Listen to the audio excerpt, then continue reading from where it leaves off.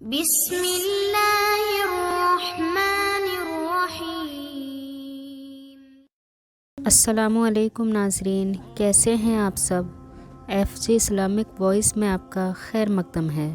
تو ناظرین، آج ہم ایک ایسے شاندار ٹاپک پر بات کریں گے جس کے بنا انسان کی زندگی ادھوری ہے، اور وہ ٹاپک ہے نکاح۔ یہ 100% پکی بات ہے کہ جہاں نکاح نہیں ہوگا وہاں زنا ہوگا، اس لیے شریعت نے نکاح کی اہمیت کو واضح کیا ہے۔ آج جس معاشرے میں نکاح سے فرار اختیار کرتے ہیں، یعنی نکاح کرنے سے اوائڈ کرتے ہیں، آپ دیکھیے وہاں جنسی تسکین کے لیے فحاشی کے اڈے کھلے ہوتے ہیں۔ شرع شریف نے اس بات کو ناپسند کیا کہ انسان گناہوں بھری زندگی گزارے، اس لیے کہا گیا کہ تم نکاح کرو تاکہ تمہیں اپنے آپ کو پاک باز رکھنا آسان ہو جائے۔ اگر نکاح کا حکم نہ دیا جاتا تو مرد عورت کو فقط ایک کھلونا سمجھ لیتے، عورت اپنے لیے کوئی مقام نہ رکھتی، اس کی ذمہ داری اٹھانے والا کوئی نہ ہوتا۔ شریعت نے کہا اگر تم چاہتے ہو کہ اکٹھے رہو تو تمہیں اس کی ذمہ داریوں کا بوجھ بھی اٹھانا پڑے گا۔ اور نکاح کی یہ خاصیت بھی کم نہیں کہ جب انسان شادی شدہ ہو جاتا ہے تو اللہ تعالیٰ اس کی عبادت کا اجر بڑھا دیتے ہیں۔ سبحان اللہ۔ چنانچہ علماء نے لکھا ہے کہ جب انسان نکاح کر لیتا ہے، ازدواجی زندگی گزارتا ہے، اس کو ایک نماز ادا کرنے پر اللہ تعالیٰ 21 نمازوں کا ثواب عطا فرما دیتے ہیں۔ ایسا کیوں ہے؟ یہ اس لیے ہے کہ انسان حقوق اللہ تو پہلے بھی ادا کر رہا تھا، اب حقوق العباد کو نبھاتے ہوئے حقوق اللہ کو پورا کرے گا تو اللہ تعالیٰ اس کی عبادت کا ثواب بڑھا دیں گے۔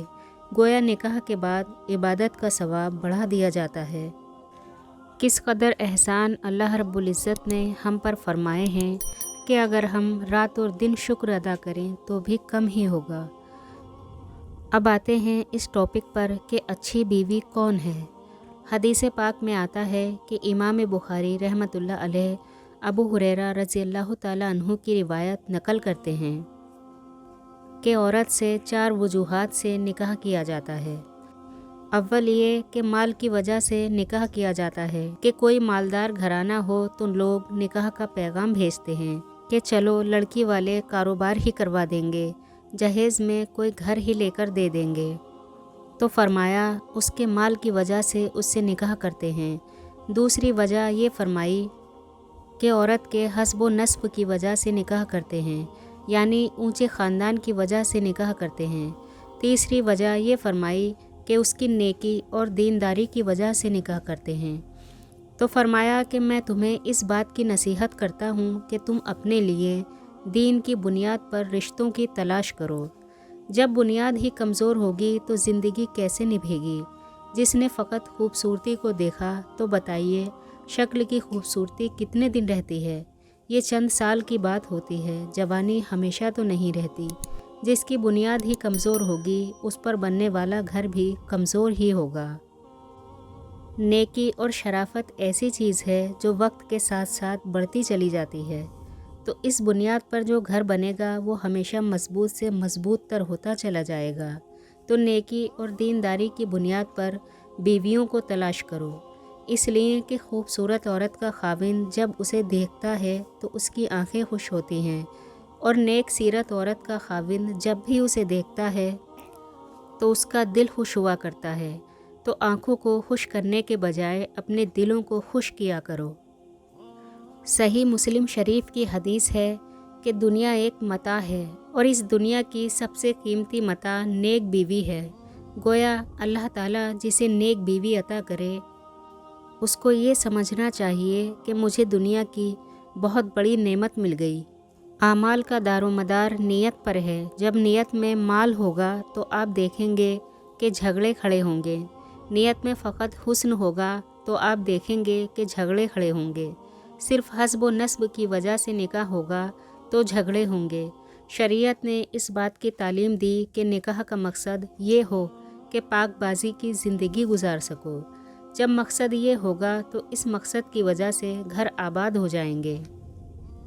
ابن ماجہ کی روایت ہے کہ اللہ تعالیٰ کے تقوی کے بعد انسان جس چیز سے سب سے زیادہ فائدہ اٹھاتا ہے وہ کوئی چیز نہیں مگر نیک بیوی، کہ اگر اسے کسی بات کا حکم دیا جائے تو اس کی اطاعت کرے، جب اس کی طرف آنکھ اٹھا کر دیکھا جائے تو اس سے دل خوش ہونا چاہیے، اور اگر کوئی ایسی صورت ہو کہ خاوند اس کے لیے قسم اٹھائے کہ بیوی اس کو پورا کرے گی تو اس کو پورا کر دے، اور اگر بیوی سے کچھ وقت کے لیے دور چلا جائے تو بیوی اس کے مال اور اپنی عزت و آبرو کے معاملے میں خیانت نہ کرے۔ یہ نیک بیوی کی صفات بتائی گئی ہیں۔ ایک مرتبہ نبی کریم صلی اللہ تعالیٰ علیہ وسلم کی محفل میں بات چلی کہ دنیا کی عورتوں میں سے بہترین عورت کون سی ہے؟ کسی نے کوئی صفت بتائی اور کسی نے کوئی صفت بتائی۔